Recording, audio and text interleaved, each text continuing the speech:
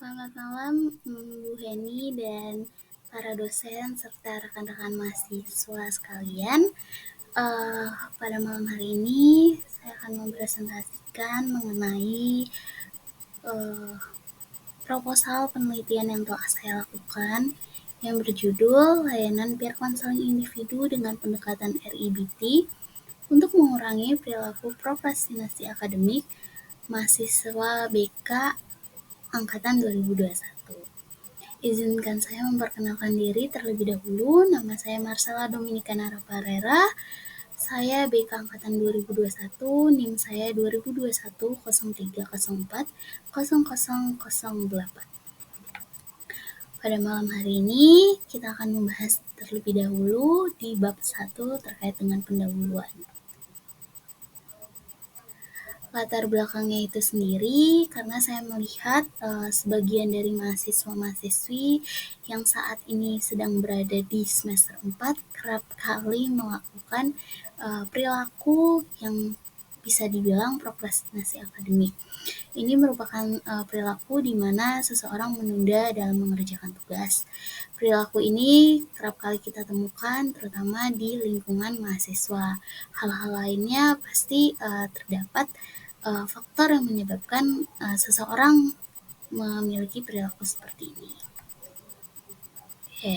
Rumusan masalahnya saya mengambil kepada bagaimana keefektifan dari layanan peer counseling yang akan saya lakukan dengan menggunakan pendekatan RIBT ini untuk mengurangi mahasiswa terutama angkatan 2021 dalam melakukan perilaku prokrastinasi akademik ini. Tujuan penelitian saya pastinya untuk menguji keefektifan dari layanan ini dan juga melihat bagaimana pendekatan dari RIBT ini bisa digunakan untuk mengatasi perilaku prokrastinasi akademik.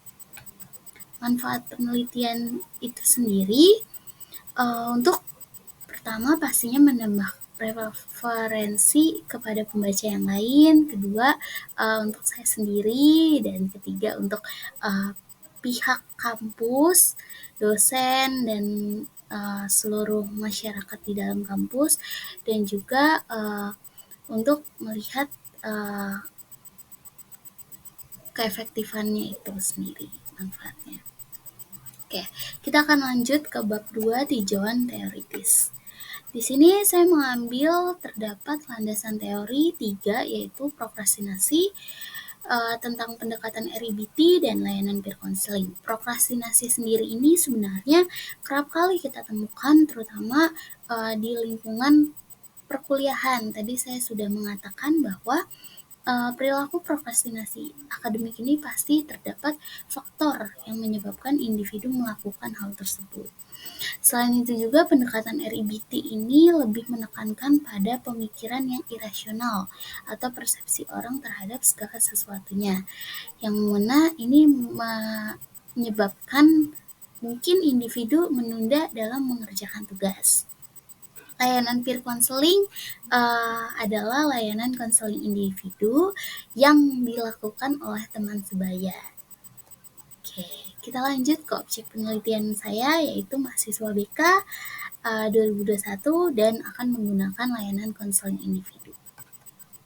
Oke, kita lanjut metode dan model penelitian. Saya mengambil metode kuantitatif dengan model pra-eksperimen desain. Alasan saya mengambil pra-eksperimen desain satu, karena penelitian ini bukan langsung dilakukan di lapangan, dan penelitian ini juga belum menjadi penelitian yang eksperimen atau yang langsung terjun di lapangan. Jadi saya mengambil menggunakannya pra-eksperimen. Terus selanjutnya kita akan membahas tentang variabel. Terdapat 2 variabel di penelitian yang akan saya lakukan yaitu dependent dan juga independent. Dependentnya sendiri tentang prokrastinasi akademik. Di sini saya akan membahas mengenai faktor yang menyebabkan, indikator, ciri-ciri, dan jenis.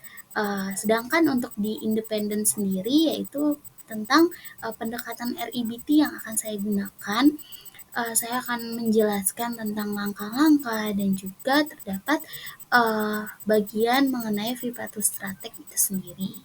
Singkat cerita, Vivatus Stratek adalah filosofi, patologi, tujuan, strategi, teknik. Sudah. Kita lanjut. Alur penelitian yang akan saya lakukan, yang pertama membuat pendahuluan, membuat tinjauan teoritis, dan yang ketiga metode penelitian. Nah, ini bagian ketiga metode penelitian. Subjek penelitian saya adalah 3 mahasiswa BK UAJ angkatan 2021. Waktu penelitian yang akan saya lakukan selama 7 bulan, dimulai dari bulan September 2023 sampai dengan kurang lebih bulan Desember. Tempat penelitian di Universitas Katolik Indonesia Atmajaya. Selanjutnya, variabel penelitian seperti yang saya sudah katakan tadi, ada dependent, independent, dan di sini saya akan menjelaskan lebih ke definisi operasional sendiri, karena yang tadi sudah sempat saya bahas. Untuk definisi operasional sendiri yaitu ada RIBT dan prokrastinasi akademik. RIBT bisa dikatakan sebagai pendekatan yang memiliki pola pikir negatif, tingkah laku, dan perasaan ini saling memiliki kaitan antar satu sama lain. Sedangkan prokrastinasi akademik ini bisa kita rincikan atau bisa kita ingat sebagai perilaku yang menunda tugas, terlambat dalam mengumpulkan tugas, dan kerap kali individu ini melakukan memilih untuk bermain media sosial dibandingkan mengerjakan tugas. Jenis penelitiannya itu sendiri penelitian kuantitatif dengan metode pra-eksperimen dengan jenis one-shot case study. Di sini mungkin saya akan menjelaskan terkait one-shot case study. Ini yaitu adalah saya nantinya akan memberikan perlakuan yang harus jadi perlakuan dari layanan konseling individu dilihat efeknya, kurang lebih. Oke. Selanjutnya teknik pengumpulan data, di sini ada observasi, wawancara, dan kuesioner. Observasinya akan dilakukan secara terstruktur, wawancaranya juga terstruktur, dan kuesionernya berbentuk pertanyaan tertutup. Maaf. Lanjut teknik analisis data, di sini ada rasional, empiris, dan analisis data penelitian.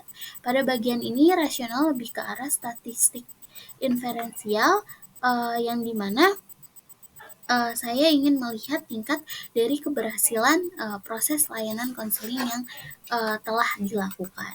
Sedangkan untuk jenis parametrik sendiri, saya akan melihat kesimpulan dari layanan konseling yang telah saya lakukan. Apakah bisa berhasil atau tidak.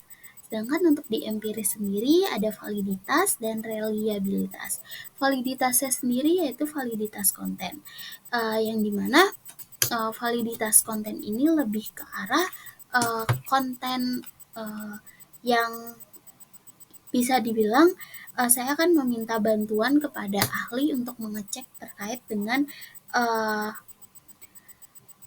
mengecek terkait data dan lain sebagainya. Sedangkan untuk reliabilitas di sini Alpha Cronbach yaitu adalah saya untuk mengukur jawaban yang benarnya itu bisa lebih dari 1. Di sini analisis data penelitiannya ini saya menggunakan statistik inferensial dengan menggunakan analisis korelasional dan skala data ordinal. Yang dimana analisis korelasional ini terdapat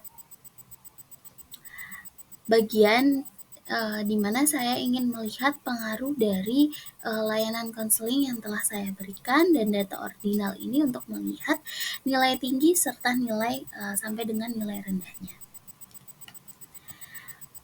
Oke, daftar pustakanya saya menggunakan 23 jurnal maupun buku di dalamnya.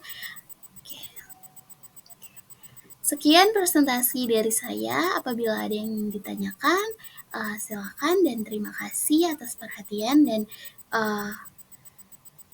perhatiannya, dan mohon maaf apabila ada kesalahan kata maupun pengucapan. Terima kasih.